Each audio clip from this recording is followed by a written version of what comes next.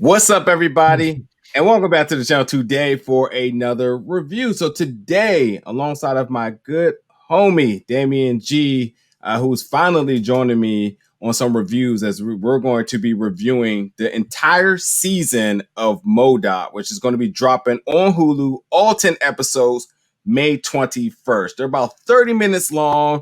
It is an animated series for all you cartoons or anime or animation fans.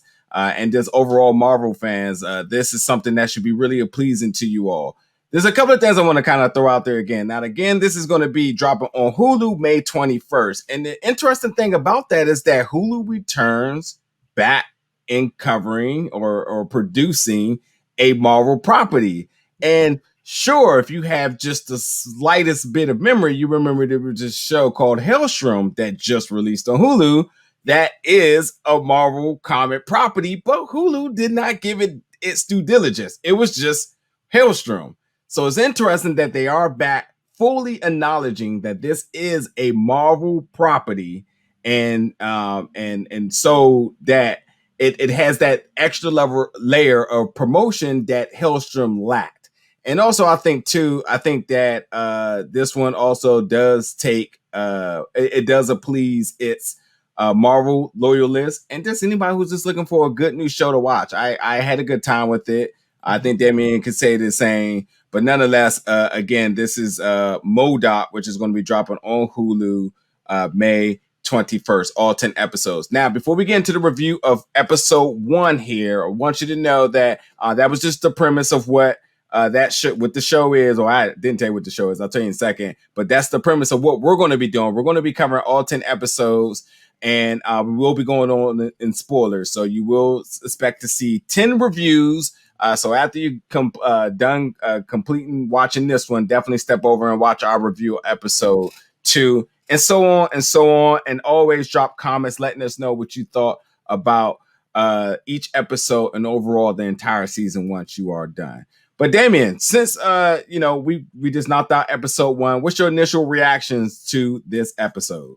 Well, the first thing I thought was when I was watching it was I didn't know we were going to do this as a Robot Chicken style animation show. And within the first 10 seconds, you get Iron Man. So you're thinking, oh, wow, okay, great. We have Iron Man. I'm thinking it's going to be, battles and fighting. And then it takes a left turn at Albuquerque, and all of a sudden M.O.D.O.K has a damn family, which totally threw me off because that is the left turn I did not expect to see. And I was kind of taken aback by the fact that, he goes from AIM to his home life where he has 2 kids and a wife, and trying to balance that whole, I'm a supervillain, but I also am a family man. So I didn't expect to see that as a little wrinkle, a little ripple. But it added to the hilarity of the episode, especially because you can tell he's an absentee father who only checks in occasionally because he's so self-absorbed. Yeah. And I want to quickly talk about the voice acting. I think Patton Oswalt is the perfect M.O.D.O.K representation for this character, because the perfect one we didn't know we wanted. Yes, of course. He's so self-actualized, but yet egotistical. And I feel as if that is Patton Oswalt voicing a character he would normally play, who's very self-indulgent, who is a higher value than what he thinks he is, in his own mind.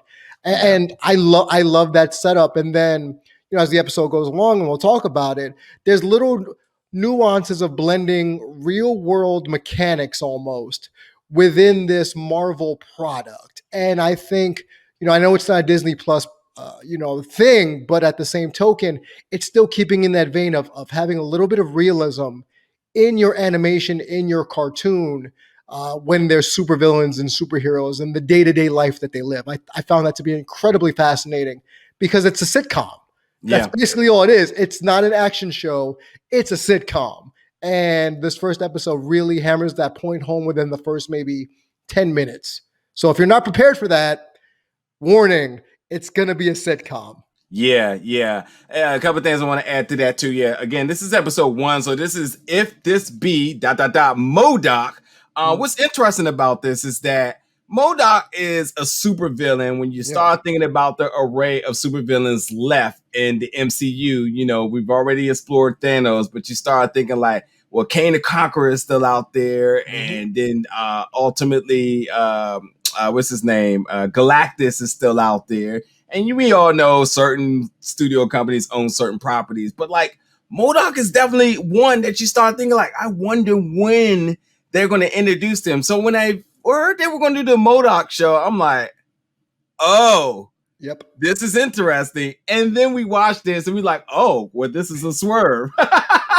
He's not as menacing as he is, but he is, again, him being a super intelligent being, in other words, he's still very much aware of everything that's happening around him. So there is a ton of good references to Marvel properties. Nothing so much in regards to the MCU, but if you are just a Marvel fan, you know, you're hearing references to like Ant-Man, obviously to Iron Man being there, and so on. Then there's also a lot of good references with pop culture or just worldly things around. So you get mentions the comparisons of AIM to Google and Microsoft. So like a lot of different references are being thrown around. And much like you said, the Robot Chicken animation, which is the stop motion animation, which I'm not a huge fan of, but I love Robot Chicken.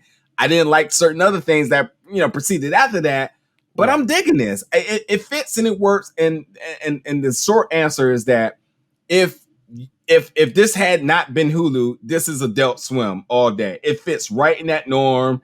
And even I think the time of day to even watch it, I think this is definitely like a let me put something on before I go to bed. And it just works between that prime time 8 to 10 o'clock slot at night before you go to bed, unless you're going much earlier than that.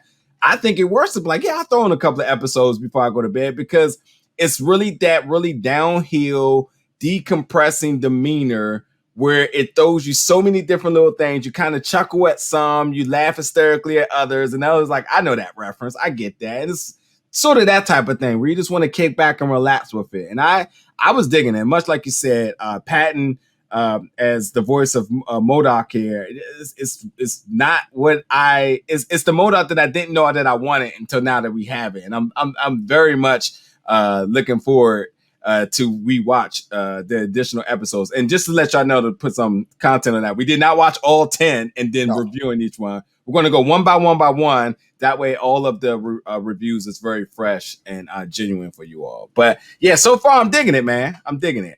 You know, the funny thing about this as we were watching it was, as everything played out, you know, to go back to your point of robot chicken style humor, this fit because, number one, I almost felt like I was watching one of those NBC docuseries like The Office, because it focuses on bit characters that I think are going to be a little bit more important as the series goes on. All his minions of AIM, that's exactly who I thought of. I thought of the Minions, you know, from the Despicable Me movies. And he's their Gru, who doesn't really care, but also cares about them, because in this episode, he sells AIM because they're broke, right? Yeah. He gives up their AIM to I forget the name of the company. It's like a fake Google. GRUMBL. Yeah. Sounds like Google meets a dating site, but that's neither here nor there. So they do the whole schmoozing of selling his company. In reality, he realizes that the company he sold to has completely revamped it, made it very tech savvy, oriented in the current century, in the current timeline, where everyone's partying at work, playing not pinball. What's that thing that Forrest Gump plays? With the paddles. Ping pong. There you go. So they're playing ping pong. There's a daycare center at AIM where he's like, "Where's my torture room? Where's my torture device?" They're lowering the the electric fence to the point where they kill like a bunny and a rabbit, by accident, and then kids are screaming. And then there's an HR. There's Monica Rappaccini, which is his second in command, who hates his guts, who wants to overtake AIM, but they won't let him. They won't let her take it over for whatever reason, so she reports him to HR. So it's basically like watching The Office play out. He's Michael Scott, it seems, in AIM. I'm the face of AIM. I'm M.O.D.O.K. No, you're Michael Scott. Knock it off. And as the episode goes forward, we see his family dynamic with his wife that apparently is now on the rocks. You know, he doesn't really make time for his kids. And by the time we get to the middle and the end of the episode, we're dealing with the fact that not only has he lost power in his company, he devises a plan to get his company back after his AIM employees have been laid off, including the one dude Garfield with one arm, which I think he was a scene stealer for this episode. And his tax guy. Apparently, he has a guy that does his taxes for, even though he's M.O.D.O.K, he still needs someone to do his taxes. So he devises this scheme, this flim flam of trying to get his company back. And what winds up happening is that hilarity ensues. He overtakes using PIM particles, so there's an Ant-Man reference, to get into the brainstem using a neural inhibitor to take over the mind and body of someone to make sure that the sale doesn't go through. That someone happens to be his wife. So you see hilariously in a pitch meeting, because she's a social media influencer, she's getting signed to GRUMBL, and she starts attacking the CEO of GRUMBL because apparently M.O.D.O.K thought he could do that because that's his wife. And apparently she said that in passing, which we never really see her say that in passing. Exactly. As he's hijacking her memories. She never says you could take over my body. Not at all. He's like, yeah, she said it. Definitely. And we're like, did she? Did she? And what winds up happening is she sneezes him out. You know, the company gets sold. He still gets his minion's job back. But by the end of the episode, it's revealed that his wife wants a divorce. So again, we're walking that line of supervillain / husband, real world problems, and he's husband, going to dad, real world problem, the family dynamic, the self-absorbed, self-obsessed dad who risks everything to regain his company, which ultimately is the demise of his family as he knows it. So because he said that's all he has. AIM is all he has, and his wife's like, really? Cool. I'm out. I'll be out. Yep. and I just want to just also say this once again, like, M.O.D.O.K has a daughter. It's like, what? In the chair. In the chair. Genetics. Okay. He has the one Jewish Latino son who's planning his bar mitzvah, who likes to dress like apparently Dracula. And then he has one daughter who apparently out here catfishing. Out here catfishing people and acting like her father, which I find hilarious. Yeah. So, I mean, overall, I am digging episode 1. Can't wait to get over to episode 2 to review that. I like the premise of what this is laying, the tone that it's laying. And again, like, although it's animation, although it's Marvel, although it's on Hulu, you can even add, like, it's not totally family friendly, but parental advisory is advised because of some of the, again, if you know Robot Chicken, you know, they use all sorts of properties that we are familiar with, but we know sometimes the dialogue can go a little bit adult toned, and then some of the graphic things, such as, you know, you said his advisor, he loses an arm, so it's a blood splatter. And while it's all in good, funny humor, you know, for kids, you know, that's how you, depending on how you want to screen that. But overall, it's totally suitable for us, and I think we're going to have a good time reviewing this. So, folks, that only leaves you one thing to do. Jump in the comments, let us know what you think about episode 1. And then once you're done, definitely step over to episode 2 and we're ready to break that one down. Full-blown spoilers. So thank you for watching this review, folks, and we'll see you over there.